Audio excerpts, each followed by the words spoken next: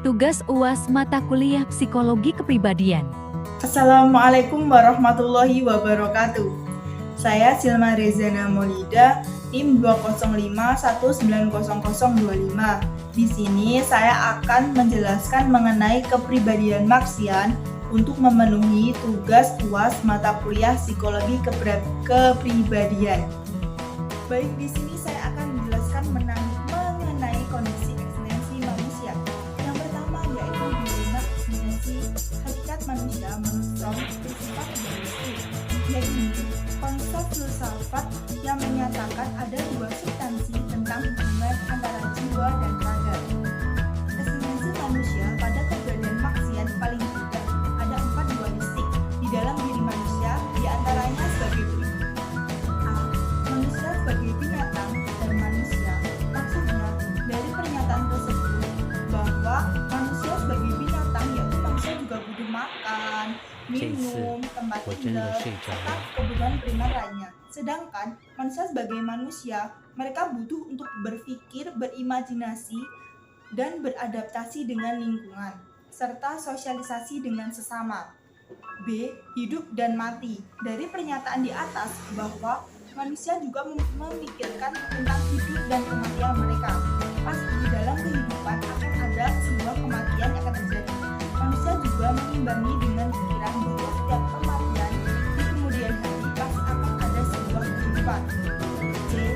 Ketidaksempurnaan dan kesempurnaan.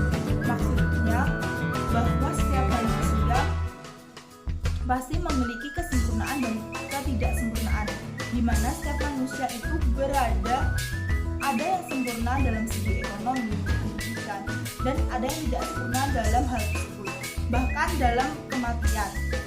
D. Kesendirian dan kebersamaan. Maksud dari kata tersebut bahwa manusia juga bisa menjadi pribadi yang mandiri, tetapi mereka juga sadar bahwa manusia juga perlu adanya bantuan orang lain. 2. Kebutuhan manusia secara umum, yaitu dimaknai sebagai kebutuhan fisik. Fromm memiliki pandangan bahwa sebagai kebutuhan aspek kebinatangan dari manusia, yaitu kebutuhan makan, minum, seks, dan bebas dari rasa sakit. Kebutuhan kebebasan keterikatan antara lain adalah yang pertama, kebutuhan keterhubungan atau retrans. Dimaksudkan bahwa manusia merasakan bahwa mereka butuh untuk bersosialisasi dengan orang, bersama dengan orang lain.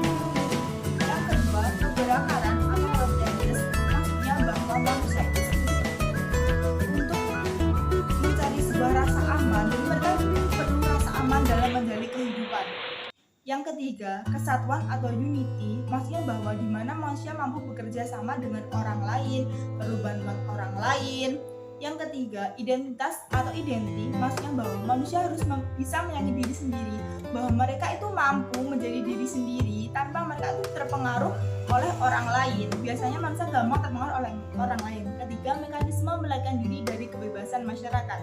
Kapasitas kontemporer menetapkan orang sebagai korban dari pekerjaannya sendiri. Konflik antara kecenderungan mandiri dengan ketidakberjayaan dapat merusak mental. Fromm berpendapat bahwa ciri normal atau mentalnya sehat yaitu orang yang mampu bekerja produktif sebagai tuntutan lingkungan sosialnya, serta mampu berpartisipasi dalam kehidupan sosial yang penuh cinta. Normalitas merupakan keadaan optimal dari pertumbuhan kemandirian, dari kebahagiaan, kebersamaan dari individu. Dari perjalanan Fromm tersebut bahwa jika terjadi sebuah ketidakadilan serta konflik terhadap manusia akan mampu membuat mental manusia itu menjadi terganggu. Orang yang memiliki mental yang sehat yaitu di mana mereka itu mampu menjalankan kehidupan dengan baik, mereka mampu menata semua pekerjaan dengan baik, mereka mampu menjalankan sesuatu yang telah dikoordinasi dengan baik. Jelaskan mengenai tipologi sosial. Yang pertama, karakter sosial. Fromm berpendapat bahwa karakter manusia berkembang berdasarkan kebutuhan. Kebutuhan menggantikan insting binatang yang hilang ketika berkembang secara bertahap. Jadi, manusia memiliki perubahan karakter sesuai dengan kebutuhan mereka. Selanjutnya, Fromm mengatakan bahwa karakter manusia itu dapat berkembang dari dibentuknya karakter oleh social arrangement atau peraturan sosial yang sudah ada, di mana orang itu hidup. Jadi, karakter manusia itu juga bisa terbentuk karena sudah dari lahirnya, di mana sudah keturunan dari orang tuanya tersebut. Kedua, karakter dan masyarakat. Fromm menyatakan bahwa masyarakat membentuk karakter pribadi melalui orang tua dan pendidik yang membuat anak bersedia bertingkah laku seperti yang dikehendaki masyarakat.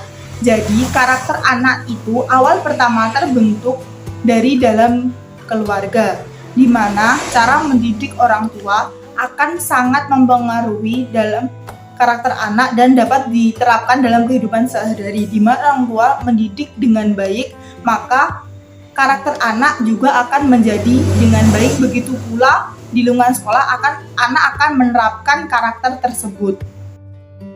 Saya selanjutnya akan menjelaskan mengenai aplikasi. Pertama, sosialisme komunitarian humanistik. Sebagai seorang kritis sosial, Fromm menjadikan hubungan persoalan dengan masyarakat menjadi perhatian yang utama. Dalam hal ini, ada 4 proposi menurut Fromm mengenai hubungan. Yang pertama, manusia memiliki kodrat esensial. Kodrat bawaan maksudnya manusia itu memiliki sebuah karakter serta keadaan yang sudah melekat pada dirinya sendiri. B. Masyarakat diciptakan manusia untuk memenuhi kodrat tersebut. Kodrat esensial bawaan ini maksudnya manusia memenuhi kodrat tersebut agar mampu berhubungan dengan sesama manusia dalam hidup bermasyarakat agar menjadi lebih baik. C. Tidak satupun bentuk masyarakat yang pernah diciptakan manusia berhasil memenuhi kebutuhan-kebutuhan dasar eksistensi manusia. Maksudnya bahwa masyarakat masih tidak berhasil memenuhi kebutuhan esensial mereka dalam menjalin hubungan karena mungkin beberapa faktor yang menghalangi hubungan tersebut. Yang kedua yaitu karakter masyarakat. Pada tahun 1997, Fromm melakukan penelitian di sebuah desa di Meksiko mengenai karakter masyarakat. Masyarakat memiliki 3 jenis karakter. Yang pertama yaitu productive hoarding, yaitu pemilik tanah yang memegang tanah tradisional dalam praktek pengerjaan pertanian skala kecil, kekuasaan, tanggung jawab, dan mempertahankan tradisi. Maksudnya bahwa seseorang yang memiliki sebuah kekuasaan mampu menguasai segalanya yang ada serta tetap mempertahankan perintah yang sudah ditetapkan dahulu kala. Kedua, non-produktif reseptif, petani yang tak punya tanah, tunduk kepada kekuasaan, taat beragama, bahkan sampai fatalistik, menerima nasibnya yang tidak berkekuatan. Maksudnya seorang yang tidak memiliki kekuasaan berusaha tunduk terhadap orang yang di atasnya. Meskipun mereka taat beragama, mereka tetap menerima apa yang dibuat oleh para penguasa di atasnya mereka. Ketiga, produktif eksploitatif, entrepreneur yang menyesuaikan diri dengan masyarakat individu baru, nilai pendidikan, teknologi, dan mobilitas sosial. Maksudnya, Fromm menjelaskan bahwa seseorang yang memulai sebuah usaha mampu beradaptasi dengan masyarakat kecil, dan dari perkembangan karakter masyarakat itu dapat disimpulkan bahwa karakter pribadi dapat mempengaruhi perubahan karakter sosial yang terjadi. Ketiga, psikoterapi. Psikoanalitis Fromm mengembangkan sistem terapi sendiri atau disebut psikoanalistik humanistik dibanding dengan psikoanalistik Freud. Fromm lebih peduli dengan aspek interpersonal dari hubungan terapeutik. Menurutnya, tujuan klien dalam terapi adalah untuk memahami diri sendiri.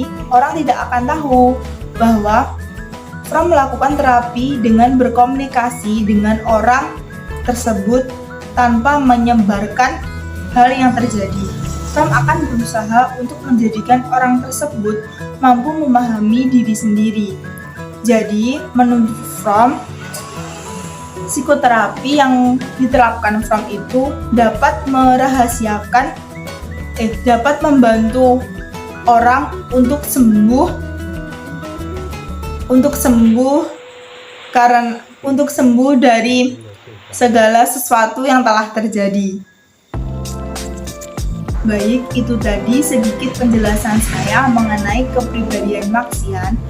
Mohon maaf apabila dalam saya menjelaskan tersebut masih ada kekurangan, yaitu salah pelafalan kata, kecepatan dalam menyampaikan, atau bahkan kurang jelas dalam menyampaikan. Mohon maaf. Sekian presentasi dari saya. Wassalamualaikum warahmatullahi wabarakatuh. Terima kasih.